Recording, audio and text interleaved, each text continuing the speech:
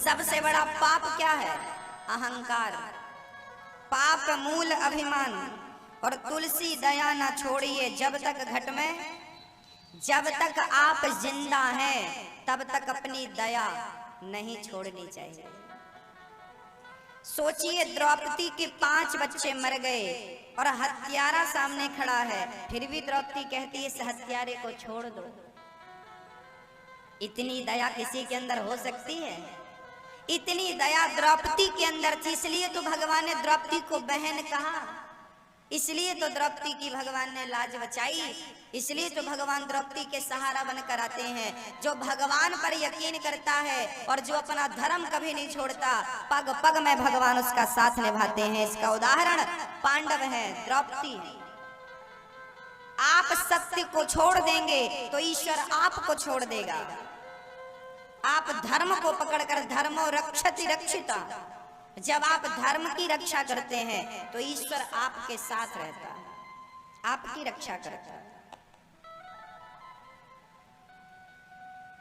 आजकल के लोगों का ईमान लोगों ने बेच दिया।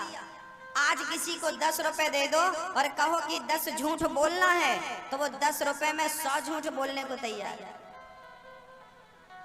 पैसे की वैल्यू है, पर आप सत्य को समझ नहीं पाए, समय को, वक्त को समझ नहीं पाए।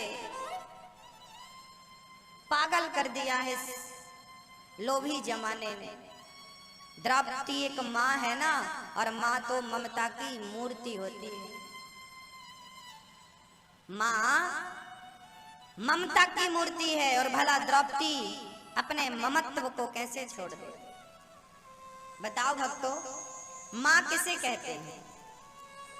अच्छा, पुरुष को कभी माँ कह सकते हैं क्या? पुरुष कभी माँ बन सकता है? हाँ या ना? क्या पुरुष कभी माँ बन सकता है? हाँ या ना? हाँ या ना? नहीं, ऐसा आप कह रहे हैं।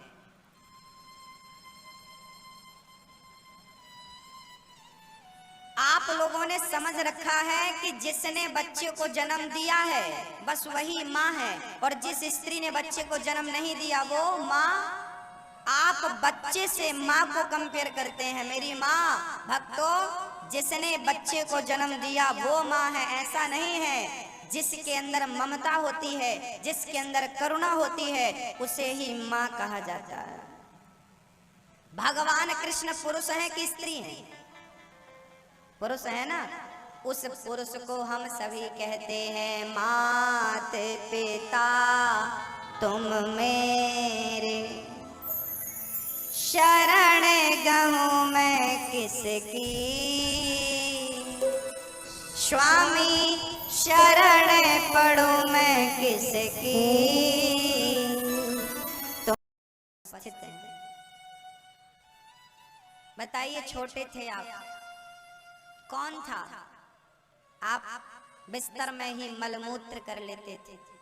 कौन था जो आपके मलमूत्र को साफ करके आपको सुलाती थी? कौन था जो आप रोते थे तो माँ सोती नहीं थी, क्या हो गया मेरे लाल को छाती से लगाकर चुप कराती थी? रात को 4-4 बार बिस्तर गीला किया, माँ को गुस्सा नहीं आता, माँ हृदय से लगा करके आपको सुलाती है, छाती से लगाकर दूध पिलाती है। वही छोटा सा बेटा जो माँ की परवरिश से बड़ा होता है, वही बेटा बड़ा होकर माँ से पूछता है तूने मेरे लिए क्या किया? क्या किया तूने मेरे लिए? तुम्हें शर्म नहीं आई ये बात कहते टाइम? तुम चुल्लू भर पानी में डूब के मर नहीं गए जब तुमने माँ से ये कहा कि तुमने मेरे लिए क्या किया? तुम्हारे लिए माँ ने अपना पेट फड़वाया। डॉक्टर ने कहा कि बच्चा घूम गया है, ऑपरेशन करना पड़ेगा। माँ हिचकिचाती नहीं है, अपना पेट फड़वा लेती है अपने बच्चे के लिए। और वही बालक बड़ा होकर के माँ को 2 रोटी नहीं देता, माँ बोझ लगने लगती है, और माँ कोई सेवा नहीं करता, और वैष्णव देवी की यात्रा करने जाता है।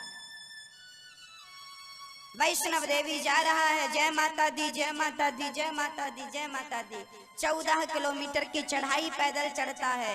वो वैष्णव देवी को जाकर के माँ कहता है और उसको जाकर भोग लगाता है। वहां चलकर पैदल जाता है और खुद की माँ को 2 रोटी नहीं खिलाता। खुश हो जाएंगी तुम्हारी वैष्णव देवी, प्रसन्न हो जाएंगी। लोग अमरनाथ की यात्रा में जाते हैं, मैं ये नहीं कहता कि तुम अमरनाथ ना जाओ, वैष्णव देवी ना जाओ, पर मैं कहता हूँ कि पत्थर में भगवान दिखता है पर माँ में भगवान नहीं दिखता। यही तो दुर्भाग्य है। जिस व्यक्ति को अपनी माँ में ईश्वर नजर नहीं आया, अपने बाप में, अपने पिता में भगवान नजर नहीं आया, वो पत्थर में भगवान को क्या देखेगा? मैं आपसे पूछता हूँ, इंसान में तुम्हें भगवान नजर नहीं आता तो पत्थर में भगवान नजर आ जाएगा? मैं ये बिल्कुल नहीं कह रहा कि तुम मंदिर ना जाया करो, लेकिन मैं ये कहना चाहता हूँ कि माँ की सेवा करने से टाइम बचे तो मंदिर जाना जरूरी है। और माँ की सेवा में ही लगे हो तो यही तुम्हारी पूजा है, यही तुम्हारी भक्ति है। पहले का अनपढ़ बेटा माँ के पांव दबा करके अपने जीवन को कृतार्थ करता था, श्रवण बन करके। आजकल का पढ़ा लिखा बेटा अपनी माँ को आंख दिखाता है, तू कम पढ़ी लिखी है, मैं पढ़ा लिखा हूं, तुझे कुछ ज्ञान नहीं है, मैं समझदार हूं। पढ़ा लिखा बेटा आजकल माँ को आंख दिखाता। भाई शास्त्र क्या कहते हैं? शास्त्रों में ये नहीं लिखा कि तुम मंदिर जाओ, शास्त्रों में ये लिखा है कि अपने माँ बाप की सेवा करो। परहित सरिस धर्म नहीं भाई लिखा है, परहित लोगों का हित करना, माँ की सेवा करना, ये लिखा है।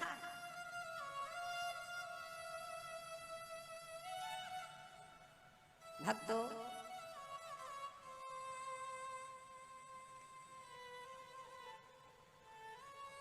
भगवान ने कहा, द्रौपदी इस अश्वत्थामा को क्या सजा दूं? द्रौपदी ने कहा छोड़ दो। कन्हैया से पूछा क्या सजा दूं? तब कन्हैया ने कहा, कन्हैया ने कहा ब्रह्मबंधुर्न हन्तव्य आततायि बधारणं मयैवो भयमाम्नातं परिपाह्यनुशासनम्।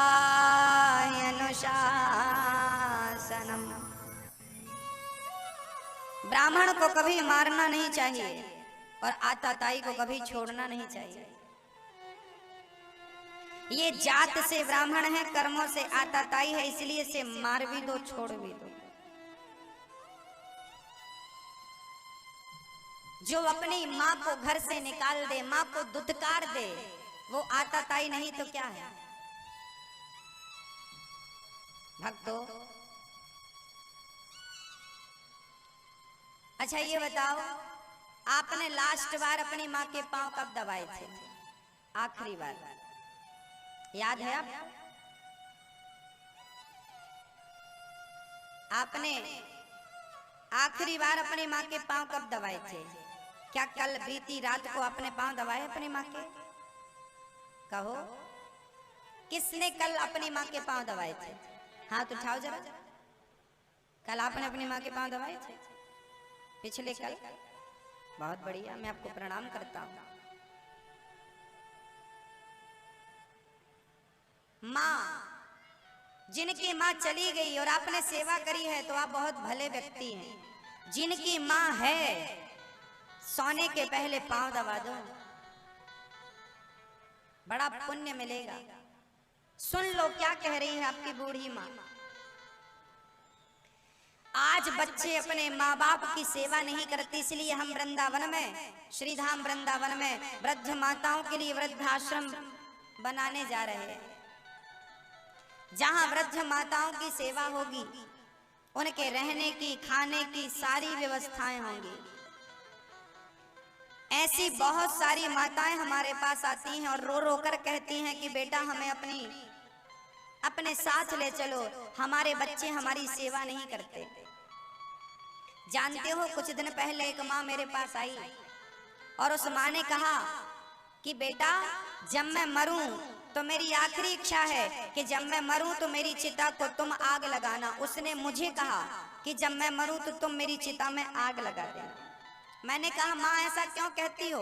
उस माँ ने कहा बेटा मेरा एक बेटा है, बहू भी है, नाती पोता सब है, परंतु मेरा बेटा मुझे गिलास भर पानी नहीं देता, बहू दो रोटी नहीं देती, तो जिंदा मैं पानी नहीं पिलाया, रोटी नहीं खिलाई, ऐसे बच्चों से मरने के बाद आग लेने से क्या फायदा? मैं नहीं चाहती कि ऐसा बेटा मुझे मेरी चिता पे आग लगाए। जिसने मेरे जीते जी गिलास भर पानी नहीं पिलाया, रोटी नहीं खिलाई, उससे मैं आग लेकर क्या करूंगी? वो कहती है कि आप मुझे मेरी चिता में आग लगाना। तब मुझे लगा कि पहले मुझे इन माँ की सेवा करनी चाहिए और इन माँ का पुत्र बनकर सेवा करूंगा, तब मैं इन सभी माताओं की इच्छा पूरी कर पाऊंगा।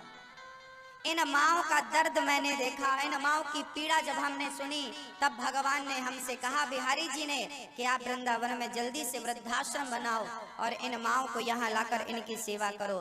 तो इन तमाम वृद्ध माताओं के लिए वृंदावन में एक आश्रम बन रहा है, जहाँ वृद्ध माताओं की सेवा, रहने की, खाने की संपूर्ण व्यवस्था जीवन भर की, कोई तकलीफ नहीं है। आप में से भी ऐसी कोई माँ हो जिसका बेटा बहू सताता हो और आपको जरूरत हो तो आप आना, मैं आपका बेटा बनकर आपकी सेवा करूंगा। और इन्हीं माँओं के लिए मैं आपसे निवेदन भी करता हूँ कि यदि आपका दिल इन माँओं के लिए धड़क रहा हो तो इन माँओं के लिए आप भी अपने सहयोग के हाथ बढ़ा सकते हैं। आप भी इन माँओं के लिए अपना सहयोग भेज सकते हैं। एक माँ को 21,000 रुपए का सहयोग देकर, यदि आप 21,000 रुपए देते हैं तो हम उस 21,000 का क्या करते हैं, बैंक में जमा कर देते हैं और उसी के ब्याज से एक माँ को दोनों टाइम का भरपेट भोजन मिलता है। आपके द्वारा अन्नदान होता है, आपका दिया 21,000 बैंक में सुरक्षित रहेगा और मेरे और आपके ना रहने पर भी एक माँ दोनों टाइम भरपेट भोजन करती रहेगी आपके इतने से सहयोग। यदि आप चाहते हैं कि किसी माँ को आप भोजन की व्यवस्थाएं करें, आप किसी एक माँ को सेवा दें, तो आप दोनों टाइम का भोजन दे सकते हैं एक माँ को। 2 माँ को आपकी सामर्थ्यता कितनी है ईश्वर जानता है। इस कार्य से आप जुड़ सकते हैं। आप बताइए क्या इन वृद्ध माताओं की सेवा जो हमने करने का संकल्प लिया है, क्या वो सही है या गलत है? आप बताइए। सही है तो हाथ उठाइए, सही है। आशीर्वाद दीजिए कि मैं ये काम करता रहूं आखिरी श्वास तक। मैं ये, आपको नहीं लगता कि सही है काम? तो हाथ उठाओ ना मेरी और मुझे आशीर्वाद दो कि मैं ये काम मेरी आखिरी श्वास तक मैं करता रहूं और वृद्ध माताओं की होंठों पे मुस्कान देता रहूं, लाता रहूं। आपका प्यार, आपका सहयोग ही इस कार्य को आगे बढ़ा सकता है। मुझे नहीं पता कि मैं अच्छा कर रहा हूँ या बुरा कर रहा हूँ, बस मुझे ये पता है कि किसी रोती हुई माँ को हंसाना चाहता हूँ, किसी माँ का सहारा बनना चाहता हूँ। रोटी छीनना तो बहुत लोगों ने सीखा है, किसी की थाली में रोटी डालना ये आप सीख लीजिए। किसी माँ की थाली तक रोटी पहुँचा दीजिए, सहयोग कर लीजिए किसी एक माँ का। इस कार्य से आप जुड़ सकते हैं। जिनको जुड़ना है आप आकर अपना नाम लिखा सकते हैं। आपको प्रमाण पत्र दिया जाएगा, यहाँ से आपको सम्मानित किया जाएगा। आप हमारे आजीवन मेंबर बनेंगे। जिनको सहयोग करना है नाम लिखा दीजिए और आगे चलते हैं कथा की ओर। मेरा छोटा सा बच्चा अभी जन्म भी नहीं लिया, उदर में है, और अश्वत्थामा ने उस बच्चे को मारने के लिए ब्रह्मास्त्र चला दिया। हे प्रभु, हे दीनानाथ, दीन बंधु, पतित पावन, भक्त वत्सल, करुणा निधान, मेरे पुत्र की रक्षा करो। तब भगवान ने अंगूठे के बराबर रूप बनाया और उत्तरा के गर्भ में प्रवेश करके भगवान ने उत्तरा के गर्भ की रक्षा की। उत्तरा प्रसन्न होकर चली गई। भगवान कभी गर्भ में जाते नहीं हैं, भगवान सदा प्रकट होते हैं। भय प्रकट कृपाला दीन दयाला। पर भगवान कहते हैं कि भक्त की रक्षा के लिए मुझे गर्भ में जाना पड़े तो मैं जाने को तैयार हूं। चले गए। अब भगवान उत्तरा के गर्भ की रक्षा तो करते हैं, साथ ही भगवान अब द्वारिका जाने की तैयारी करने लगे। द्वारिका जाने की तैयारी। तभी कुंती बुआ हाथ जोड़ करके खड़ी हो गई। कृष्णाय वासुदेवाय हरये परमात्मने प्रणतक्लेशनाशाय गोविन्दाय नमो नमः। कृष्णाय वासुदेवाय देवकी नंदनाय च नन्दगोपकुमाराय गोविन्दाय नमो नमः। आज कुंती बुआ हाथ जोड़कर खड़ी हैं। कन्हैया बोले, बुआ जी आप मेरी माँ हो, बुआ हो, आप मेरे सामने हाथ जोड़ के क्यों खड़ी हो? कुंती ने कहा, कन्हैया आज मैं तुझसे कुछ मांगना चाहती हूँ। क्या मांगना चाहती हो बुआ? मांगो, मैं तो तैयार हूँ, बोलो क्या चाहती हो? कुंती बुआ ने कहा, केशव मुझे कुछ ज्यादा नहीं, थोड़ी सा चाहिए। क्या मांगो तो सही बुआ। भक्तों, आज कुंती माँ ने वो मांग लिया जो भगवान के पास था ही नहीं देने के लिए। कुंती ने कहा, कन्हैया मुझे दुख चाहिए, दुख दे दो। कन्हैया बोले, माँ आपने जब से होश संभाला है दुख ही दुख तो पाया है। लाक्षागृह में बंद करके कौरवों ने आग लगा दी, क्या ये दुख कम था? जब से होश संभाला दुख मांगा, दुख मिला, फिर भी मुझसे दुख मांगती हो। कुंती बुआ ने कहा, कन्हैया जीवन में जब जब सुख आया उस सुख में मुझे तू नजर नहीं आया, पर जब जब दुख आया उस दुख में तू मुझे मेरे करीब नजर आया। ऐसे सुख का क्या करूं जिस सुख में मेरा कृष्ण ही ना हो। दुख अच्छा है, कम से कम तेरा दर्शन तो होता रहता।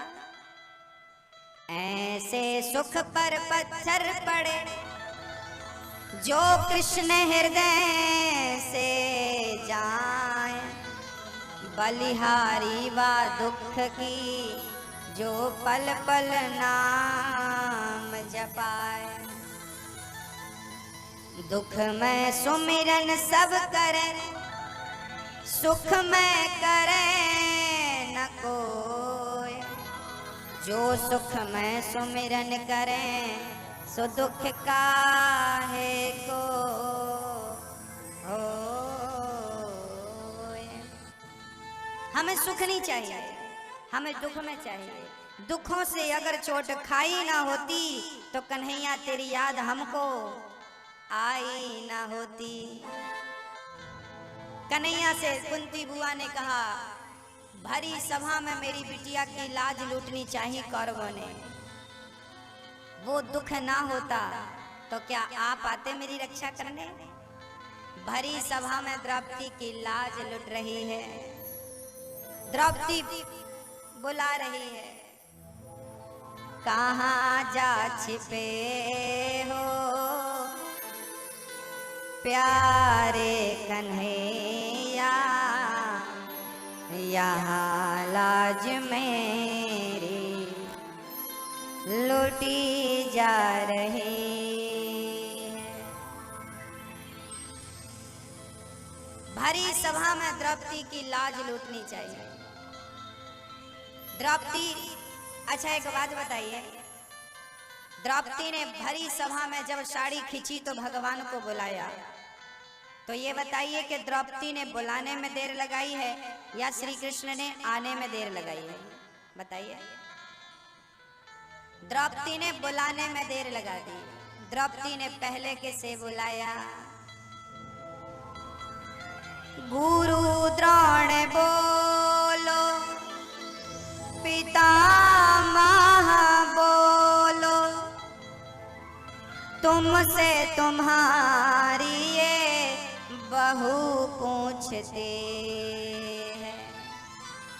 पांचों पति आज बैठे सभा में, पांचों पति आज बैठे सभा में। महलों की रानी लूटी जा रही है। द्रौपदी ने गुरु जी को बुलाया, गुरु द्रोण बोलो। गुरु जी ने नहीं बोला, पितामह बोलो। पितामह आप बोलो, देखो मेरी साड़ी। पितामह ने सिर नीचा कर लिया, भीष्म पितामह। कोई नहीं आया। तब द्रौपदी कहने लगी, जिन्होंने कभी मेरी सूरत न देखी, वो देखेंगे आज बदन मेरा नंगा। द्रौपदी ने कहा कि यदि मेरी साड़ी खिंच गई तो जिन्होंने कभी मेरी शक्ल नहीं देखी थी, क्योंकि मैं घूंघट डाल के रहती थी, आज वही लोग मेरे शरीर को निर्वस्त्र देखेंगे। जिन्होंने कभी मेरी सूरत न देखी, वो देखेंगे आज बदन मेरा नंगा। जुआ में पति जी मेरे हारे हैं बाजी, महलों की रानी लूटी जा रही। जब कोई नहीं आया। अच्छा, जब द्रौपदी की साड़ी खिंच रही थी उस समय भगवान कृष्ण कहाँ थे? बताओ कहाँ थे? आप बताओ। कोई कहता है हस्तिनापुर में थे,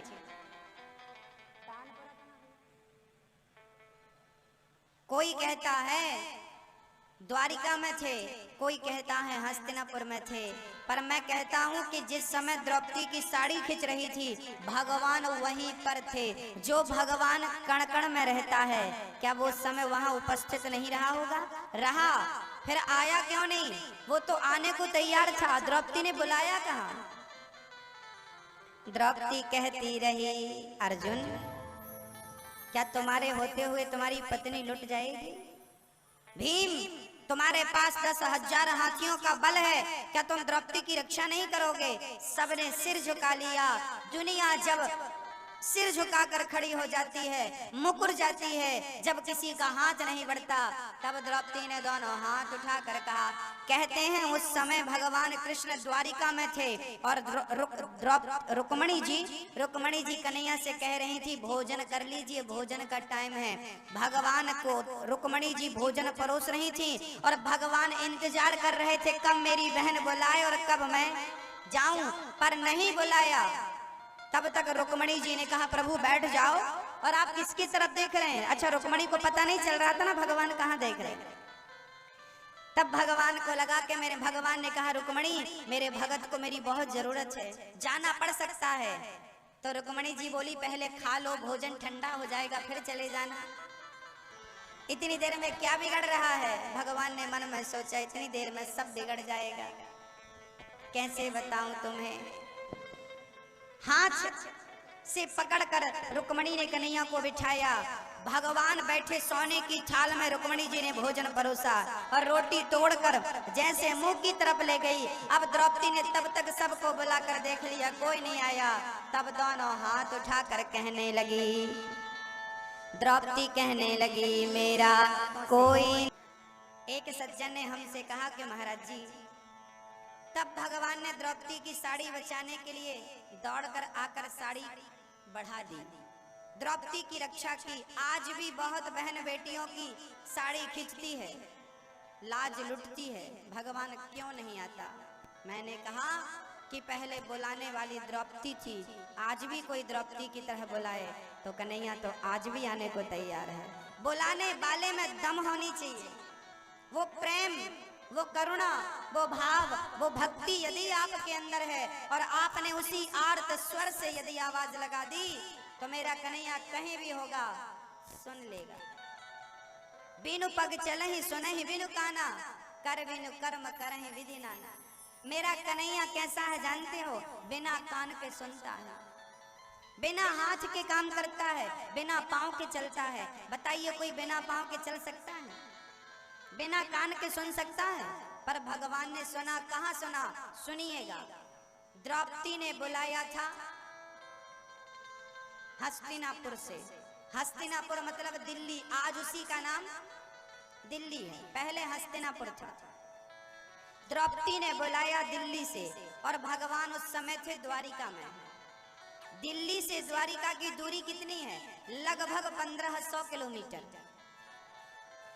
और बुलाने वाली द्रौपदी दिल्ली में और भगवान ने द्वारिका में। बताइए, टेलीफोन भी नहीं था, सुन लिया कि नहीं?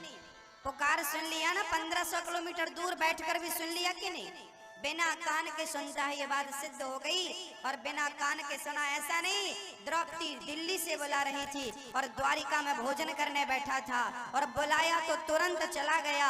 पांव वाला चलकर जाता तो क्या जल्दी पहुंच पाता? बिना पांव के मेरे कन्हैया ने इतनी तेज चल करके द्रौपदी की रक्षा की और बिना हाथ लगाए द्रौपदी की साड़ी बढ़ गई कि नहीं? बिना हाथ लगाए रक्षा कर देता है, बिना कान के सुन लेता है, बिना पांव के चल लेता है, इसलिए उसे भगवान कहा जाता है, इसलिए उसका नाम ईश्वर है,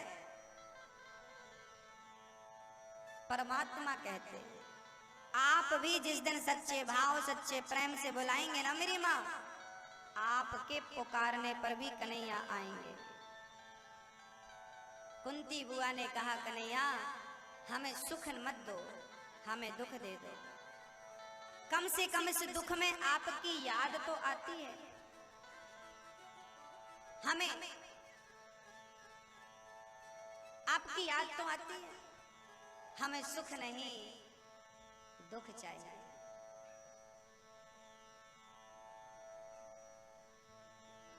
कुंती बुआ ने भगवान से दुख की याचना करी। भगवान से कभी सुख मत मांगो, प्रभु तू जैसे रख, सुख में रख दुख में रख, भगवान के बनकर रहना सीख लो। जैसे रखना चाहें रहो, कहो मत कि हम इसके आदी हैं, इसके आदी हैं ना।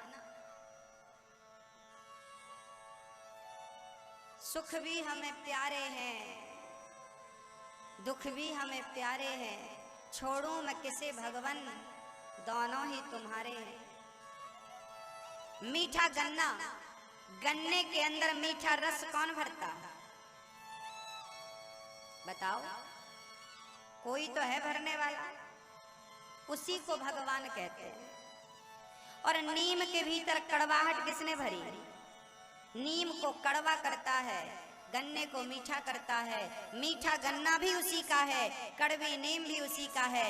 किसे पकड़ें किसे छोड़ें, सुख भी उसी का है, दुख भी उसी का है। भगवान जैसे आप रखो हम वैसे रहने को तैयार हैं, हमारी कोई मर्जी नहीं। अश्वत्थामा भगवान ने कुंती बुआ को दुख नहीं अपने आप को समर्पित कर दिया और कुंती बुआ ने हाथ जोड़कर कहा, प्रभु मेरी एक ही प्रार्थना है, मैं आपको कभी भूलूं नहीं, हर पल में आपको याद रखूं। हे प्रभु, आप भी कहिए हे प्रभु, बोलो हाथ जोड़कर, हे प्रभु मैं आपको कभी भूलूं नहीं।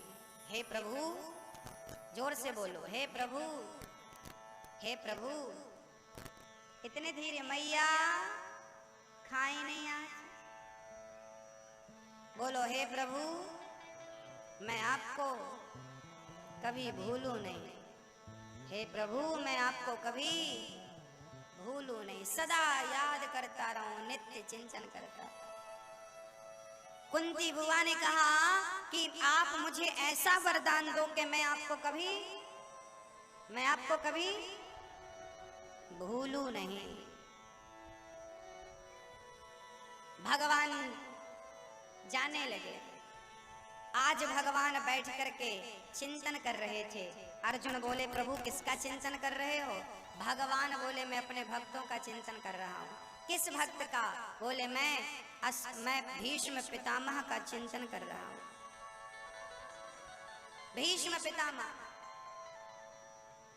भीष्म पितामह बाणों की सैया पर लेटे हैं।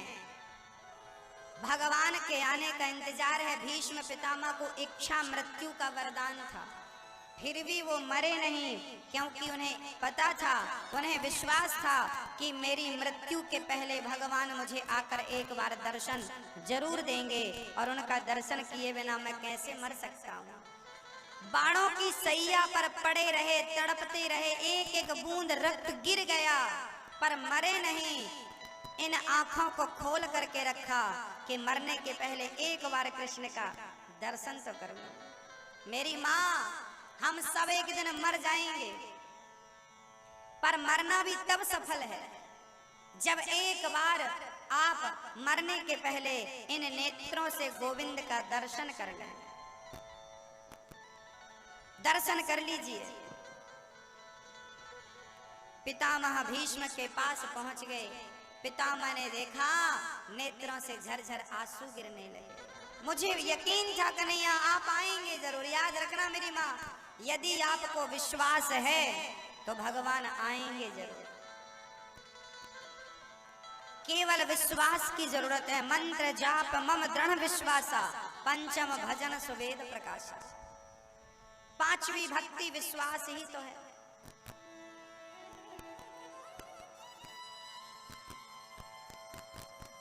पितामह भीष्म ने प्रणाम किया और भगवान का दर्शन करते करते पांडवों को ज्ञान देकर प्राण त्यागते हैं। भगवान के चरणों में उनकी बुद्धि समर्पित होती है। पितामह भीष्म का उद्धार हो जाता है। भगवान द्वारिका गए हैं, जहां भगवान का यथा उचित स्वागत हुआ, सम्मान हुआ। भक्तों, जब भगवान धराधाम को छोड़कर चले गए, विदुर जी ने धृतराष्ट्र को उपदेश करके उनका भी उद्धार कराया है। जब भगवान धराधाम को छोड़कर चले गए, तब कुंती बुआ भगवान के वियोग में चल बसी और पांचों पांडव स्वर्गारोहण के लिए निकल पड़े। कलयुग आ गया। भगवान श्री कृष्ण द्वापर में चले गए और जिस दिन भगवान गए उसी दिन से कलयुग चालू हो गया। कलयुग की उम्र है 4,32,000 वर्ष, जिसमें से अभी कलयुग के 5,500 वर्ष बीते हैं।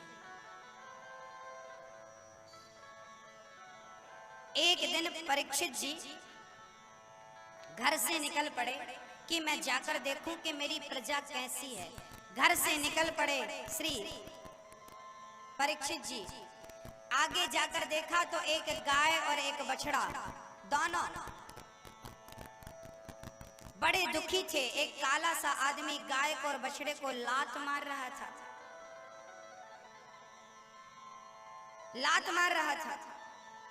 परीक्षित ने कहा, मूर्ख तू कौन है जो मेरी गाय माता को लात मारता है? कलयुग वो आदमी कोई और नहीं, चरणों में गिर पड़ा राजा परीक्षित के, प्रभु मेरा नाम कलयुग है। अच्छा, तू कलयुग है? हाँ। तो तू गाय को क्यों मारता है? बोले, जहां ये गाय रहती है वहां मुझे रहने नहीं देती, इसलिए मैं मार मार करके गाय को भगा रहा हूं। जहां गौ सेवा है वहां कलयुग दूर दूर तक नहीं है।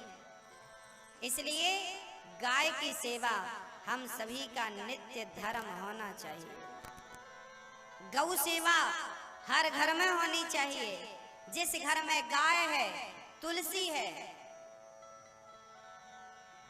लड्डू गोपाल जी जिस घर में है वो घर नहीं स्वर्ग है, और जिस घर में ये तीनों नहीं है वो घर घर नहीं नरक है, नरक शमशान है। घर पे तुलसी होना आवश्यक है। घर पे आप जब घर बनाओ नया तो राम राम लिखना चाहिए। घर पे श्री राम जय जय राम लिखना चाहिए। रघुपति राघव राजा राम, पतित पावन सीताराम लिखना चाहिए। आजकल लोग लिख देते हैं कुत्तों से सावधान।